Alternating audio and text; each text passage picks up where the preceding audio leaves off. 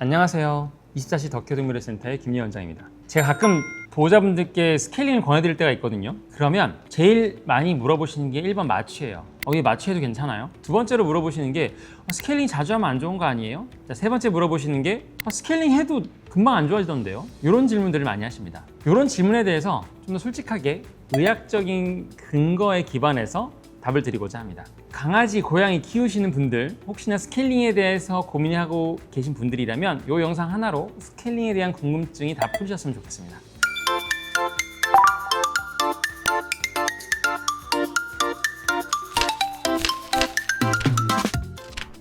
자, 치주 질환 생각보다 심각합니다. 통계 먼저 보여드릴게요. 3살 넘은 강아지의 80% 이상, 고양이의 70% 이상은 어떤 형태로든 치주 질환을 가지고 있습니다. 3살밖에 되지 않았는데 이렇게 많은 아이들이 치주 질환을 가지고 있는 거예요. 거의 대부분의 아이들 태어나서 3년이 지나면 이빨 문제가 생긴다. 앞으로 살 날이 훨씬 많은데요. 거의 모든 아이들의 이빨에 문제가 있다고 생각하시면 돼요. 자, 문제는 이 아이들이 표현하지 못한다는 거예요. 우리는 이가 아프면 치과에 가죠. 그리고 미리 칫솔질도 잘해요. 구석구석 3분 동안.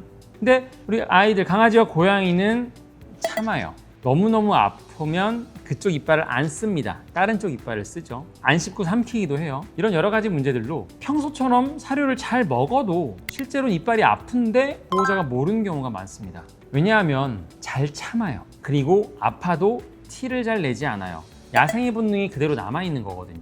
약한 모습을 보이면 자기보다 강한 또는 포식자한테 공격을 받거나 도태될 수 있다는 그런 본능들이 남아있다고 생각됩니다. 특히나 고양이는 강아지보다 더 증상을 숨깁니다. 그래서 우리 아이들은 크게 문제 없는데요 하시는 분들이 많은데 막상 이빨을 보게 되면 치아 흡수성 병변, 즉 이빨의 뿌리까지 녹아있는 경우가 상당히 많습니다. 이런 경우는 치료가 잘 되지 않기 때문에 전발치라고 하는 거의 모든 이빨을 다 뽑게 되거든요. 왜냐하면 이빨들이 하나하나 퍼져서 거의 결국에는 모든 이빨까지 다 녹는 경우들이 있기 때문입니다. 여기서 끝나진 않아요. 자, 치주 질환은 입안에서의 문제가 시작일 뿐이에요. 잇몸에 염증이 생기고 세균이 생기고 호흡할 때 이런 세균들이 폐로 들어오게 되고요. 또는 염증을 통해서 혈관으로 들어가기도 합니다. 즉 심장이나 호흡기, 간신장 이런 쪽에도 염증을 일으키는 경우가 많고요. 특히나 나이가 많은 아이들, 거기에 심장병까지 갖고 있는 아이들, 아니면 신부전이 있는 아이들, 이런 아이들한테는 더 악화를 시킬 수도 있고 또는 이런 병의 원인이 되기도 하는 경우도 많습니다. 자, 그래서 이빨 관리는 단순히 이빨을 지키는 게 아니라 전신적인 건강을 지키는 일입니다. 양치질, 아주 중요한 치아 관리 방법 중에 하나입니다. 사실 양치질만 잘해도 그거 하나만으로는 괜찮아요. 그런데 여기서의 문제, 양치질을 잘 하기가 아주 어렵다는 겁니다. 보호자분들께서는 저희 매일 양치질 해주는데요, 그거 괜찮은 거 아니에요? 양치질 해주는데 왜 그러죠? 그러실 수 있거든요. 근데 그만큼 양치질이 매우 어렵기 때문입니다. 가만히 안 있죠.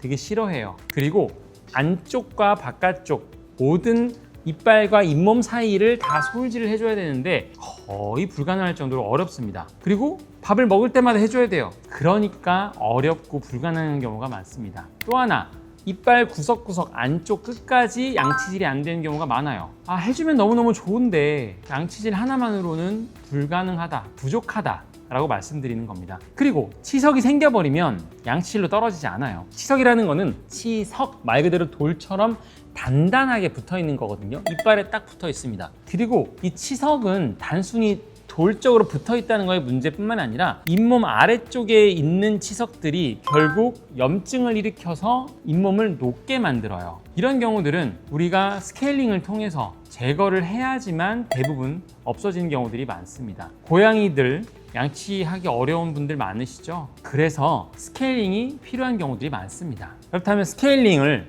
얼마나 자주 해야 할까요? 바로 말씀드릴게요. 스케일링 딱 정해진 거 없습니다. 일반적으로 이빨이 안 좋은 정도에 따라서 권해드립니다. 그런데 제가 봤더니 평균적으로 1년에서 2년 정도 되니까 치석이 쌓이고 치은염이 생기고 심한 경우는 치주염까지 생기는 경우들이 많더라고요. 그래서 한 1, 2년에 한 번 정도를 권해드리는 편입니다. 소형견의 경우는 입이 작아요. 근데 이빨이 크거든요. 그리고 되게 빽빽하게 박혀 있어요. 그러다 보니까 치석이 더 잘 끼고 그만큼 치주 질환의 진행이 빠릅니다. 중년경의 경우는 그나마 입이 좀 크니까 조금 더 진행이 느립니다. 그래서 2, 3년에 한 번 정도를 권해드리는 경우도 있고요. 고양이의 경우도 마찬가지입니다. 고양이의 경우는 혀로 되게 많이 칫솔질 같은 효과를 주기도 해요. 그래서 2, 3년에 한 번 권해드리는데, 고양이의 경우는 이게 치석 때문이라기보다는 다른 치아적인 질병들이 많이 생기는 경우가 있습니다. 우리 집사분들은 많이 아시겠지만 치아 흡수성 병변이라고 하는 폴이라는 질병이 있어요.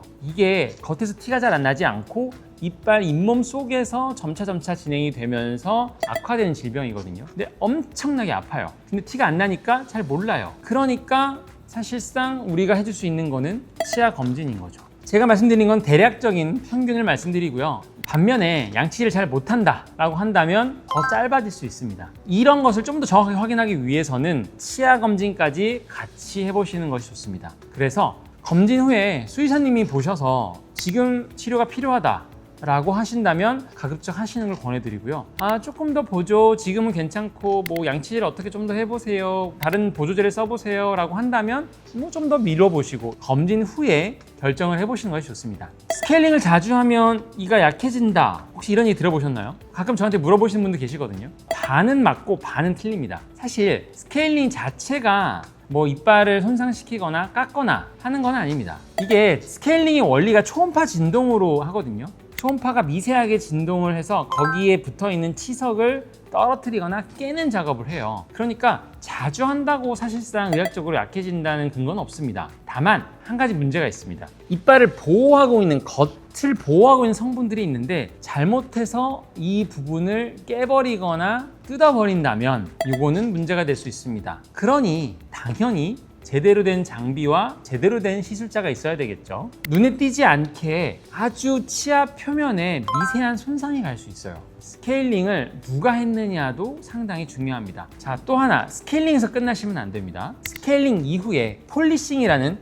닦아내는 그런 과정을 꼭 거쳐야 됩니다. 치석이 떼어난 자리는 표면이 아주 거칠어요. 그런데 그 거친 부분을 폴리싱으로 매끄럽게 다듬어 주지 않는다면 오히려 치석이 조금 더 빨리 끼게 됩니다. 이걸 하지 않으면 보호자분들께서도 느꼈을 수 있어요. 스케일링 받았는데 왜 이렇게 빨리 치석이 끼지? 바로 폴리싱을 하지 않아서일 수 있습니다. 결론적으로 말씀드리면 자주 해서 문제가 생기는 게 아니라 제대로 하지 않아서 문제가 생길 수 있다 인 거죠. 제대로 된 것에서 정확한 주기에 맞춰서 하시면 아주 좋은 결과를 낼 수 있습니다. 스케일링하면 마취해야 되죠. 정말 부담 많이 됩니다. 저도 심장을 많이 보다 보니까 마취에 대한 부담이 상당히 클 수 있거든요. 자, 그런데 마취 정말 위험할까요? 실제로 부담스러운 거 저도 충분히 이해를 합니다. 노령견, 노령묘 아이들한테는 마취 자체가 사실상 부담이 많이 되고 걱정이 되시는 것도 사실입니다. 요건 꼭 아셨으면 좋겠어요. 저희 나라에 있는 동물병원의 마취 안전성은 진짜 10년 전과 비교했을 때 말도 안 될 정도로 발전했습니다. 마취 전에 혈액 검사, 흉부 엑스레이, 심장 초음파 검사, 여러 가지 마취에 대한 안정성 검사가 늘어났고요. 마취하는 중에서도 심전도나 혈압, 산소 포화도 또는 호기말 이산화탄소 농도까지 거의 사람 수술과 동일한 정도의 모니터링을 통해서 관리를 하게 됩니다. 즉, 사전 검사가 괜찮았더라면 너무 걱정하지 않으셔도 됩니다. 마취 전에 주치의 선생님과 충분한 상담을 통해서 안전하게 시술을 받으실 수 있습니다. 한 가지 더 말씀드리고 싶은 게 있어요. 무마취 스케일링이라고 많이 말씀하시는 부분이 있는데 제 입장에서는 저는 권하진 않습니다. 보이는 치석을 긁어내는 정도라서 사실 진짜 중요한 거는 이빨과 잇몸 사이에 있는 치석이거든요. 이거는 사실상 할 수가 없어요. 해도 잘 못하는 경우들이 많고요. 그리고 이제 마취가 되지 않는 상태에서 약간의 자극과 진동, 통증 이런 부분들을 우리 아이가 겪어야 돼서 오히려 더 큰 스트레스를 받거나 잇몸에 상처를 받거나 치아가 손상되는 경우가 있거든요. 겉에는 치석이 떨어져서 보이긴 하는데 치아 뿌리 자체는 더 나빠질 수가 있습니다. 마취하는 게 너무 걱정돼서 무마취를 선택하는 마음은 저도 충분히 이해를 합니다만 어떤 것이 우리 아이한테 더 좋은지에 대한 거는 한번 생각해 보시는 것이 좋을 것 같습니다. 마지막으로 수의사 선생님들이 스케일링을 권해드렸을 때 다음에 할게요 또는 걱정돼서 안 할게요, 스케일링의 시기를 놓치게 되면 어떤 일이 생기는지 한번 말씀드리고 싶어요. 처음에는 치석만 끼어 있는 상태가 잇몸에 염증이 생기는 걸로 발전합니다. 그리고 잇몸 아래에 있는 치주, 뼈가 녹기 시작을 해요. 치죽을 흡수라고 합니다. 여기까지 가면 일단 스캐닝으로 끝나진 않아요. 이빨을 뽑아야 되고요. 이빨을 뽑다가 실제로 아래쪽 턱에 있는 뼈가 부러지는 경우도 생깁니다. 골절이 생기는 경우도 있습니다. 이빨이 한두 개를 빼는 게 아니라 10개 정도도 빼야 되는 경우도, 많이 뽑아야 되는 경우도 있고요. 고양이의 경우는 고양이의 치아극성 변변은 더 심각할 수 있습니다. 잇몸이 많이 녹게 되고 치주가 녹고 뼈까지 손상이 되죠. 거기에 극심한 통증까지 있습니다. 겉으로 티가 안 나고 보이지 않으니까 우리 아이는 계속 스트레스 받고 예민해지고 원래 이렇게 공격적이지 않을 수 있는데 싫어하고 그렇게 겉으로 드러나는 경우도 있습니다. 결국 이런 치아극성 병변은 발치하는 것밖에 방법이 없거든요. 그래서 빨리 발견해서 빨리 치료해서 통증을 주지 않는 이런 방법을 저는 제일 권해드립니다. 즉 구강에 대한 검진을 하시고요. 발치나 치과 치료를 이어가시는 것이 좋습니다. 실제로 저희가 이제 이빨을 보여드리거나 치아 엑스레이 사진을 보여드리면 이 정도까지일 줄 몰랐다고 말씀하시는 분들이 많습니다. 그러니 이미 그 단계까지 가면 늦습니다. 그 단계까지 가기 전에 미리 검진을 받으셔서 스케일링이나 치과 치료를 받으시는 것을 권해드립니다. 스케일링을 자주 받으면 자주 받을수록 비용이 많아지는 것도 사실입니다. 그러니 미리미리 이빨 칫솔질, 다른 보조적인 관리 방법들을 통해서 최대한 치아 관리를 잘 하시는 것이 좋겠죠. 다만 스케일링이 부담되셔서 이 시기를 놓치시면 발치 비용이랑 치과 치료 비용이 더 많이 들 수 있습니다. 적당한 시기에 빠른 치료가 좋을 수 있습니다. 그리고 그 어떤 것과도 비교되지 않는 우리 아이가 겪는